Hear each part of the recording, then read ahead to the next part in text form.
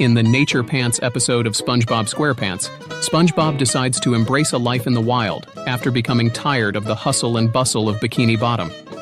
He sheds his square pants and ventures into jellyfish fields, adopting a carefree existence alongside the jellyfish. Meanwhile, his friends back in Bikini Bottom, particularly Sandy Cheeks, are puzzled and concerned by his sudden departure. SpongeBob revels in his newfound freedom, becoming one with nature.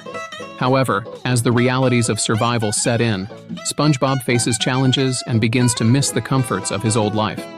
Eventually, realizing the importance of his friends, he returns to Bikini Bottom, eager to reconnect and appreciative of the balance between civilization and the untamed world.